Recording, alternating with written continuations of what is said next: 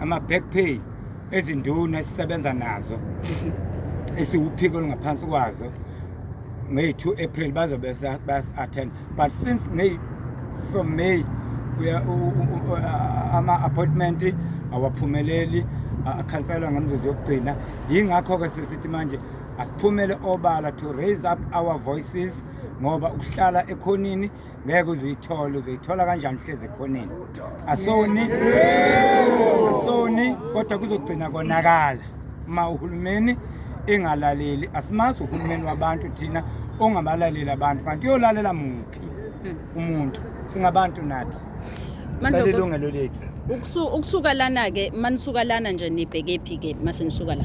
Masuka la sibheke straight kwa-Cocta, although kuzoba namajika ngokuhamba ngokwe-routing, but we are going straight to Cocta's offices to submit Cocta's office, okay, to submit a memorandum. Okay. To hand over a memorandum. Siyabonga kakhulu. Mhlawumbe makukhona okusalayo kungenza mhlawumbe bekukhona omunye obefisa ukubeka sesigoqa nje. Igqebhezana zokugibela amabhasi masiyolanda ibhozo ayiphumi igqebhezana zokugibela njengeNduna amabhasi formal. Sicela ukuthi noba singumaphoyisa uma sithuna kuthiwe angilanda umuntu noma eThekwini noma eGoli, angibe nesigqebhezana esiphuma kuhulumeni for mahhala, ngize ngiyongena eJozi ngiyongena eDurban. Bonga kakhulu. Ngephoyisa lakho uhulumeni.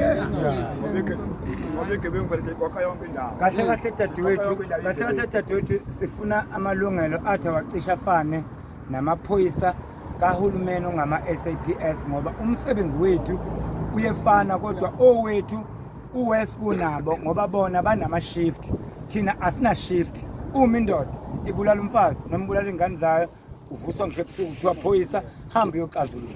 Fanele uxazulule, asinayo i-shift thina. Bangcono amaphoyisa ama-SAPS ngoba khona elingena ebusuku khona elingena emini, thina ushiya umndeni wakho uyo-athenda iy'nkinga zesizwe ngoba singamaphoyisa esizwe. So-ke siyakudinga ukubonelelwa, siyakudinga.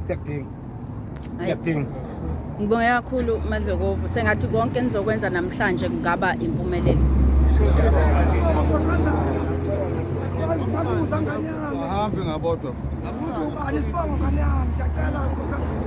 Yebo, Mthiyane exolile eNorth Coast Radio. Yebo. Ngumlamu wami. Bongethi.